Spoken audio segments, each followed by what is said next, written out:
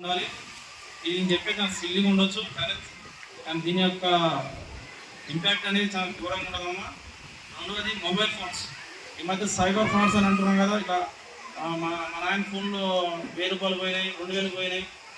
మీరు ఇప్పుడు ఏంటంటే ఎవరైనా కూడా ఎండాకాలం వచ్చిందంటే, లేదా ఇప్పుడు ఈవినింగ్ ఇప్పుడు మీరు ఇంటికి పోగానే మీ నాన్నగారు ఫోన్ తీసుకొని డాడీ గేమ్ ఆడుకుంటా అని చెప్పేసి అంటుంటారు.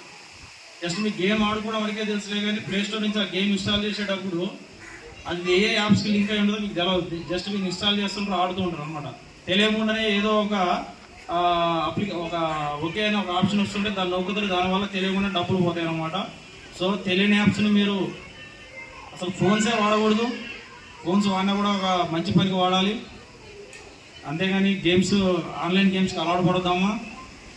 ఎందుకంటే ఆన్లైన్ గేమ్స్కి అలవాటు, పబ్జీ గేమ్ విన్నారు కదా అందరూ, ఎంతమంది పబ్జీ గేమ్ బ్యాన్ అయిన తర్వాత ఎంతమంది ఇబ్బంది పడరు. సో ఎవరు కూడా ఆన్లైన్ గేమ్స్కి అడిక్ట్ కావద్దు. సెల్లులలో వచ్చే మెసేజెస్ని క్లిక్ చేయొద్దు. ఎవరైనా తెలియని వ్యక్తులు ఫోన్ చేసినా కూడా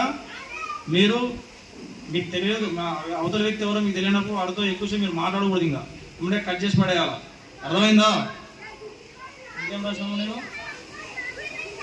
సైబర్ ఫ్రాడ్స్, డ్రగ్ అబ్యూస్మెంట్ మెయిన్ అమ్మ. ఇప్పుడు ఎవరైనా ఇప్పుడు ఈ మండలం పరిధిలో ఉన్న 5 ఊర్లు కానీ ఎన్నైనా ఎంతమంది ఉన్నా కూడా ఎవరైనా నాకు గంజాయి తాగుతున్నట్టు ఇన్ఫర్మేషన్ వచ్చినా, లేదా నా కంటికి ఎవరైనా కండపడ్డా నిర్మోమాటంగా వాళ్ళని సాయంత్రానికి జైల్లో పెడతామా.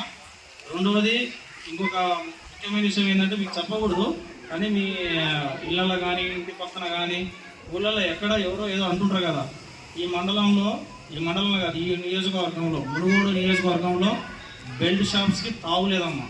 బెల్ట్ షాప్స్ అంటే ఇప్పుడు వైన్ షాప్ నుంచి మందు తీసుకొచ్చి మన ఊళ్ళల్లో చిన్న చిన్న ఇళ్ళల్లో మందు పెట్టుకొని ఇంటి పక్కన అమ్ముకుంటూ ఉంటారు అన్నమాట.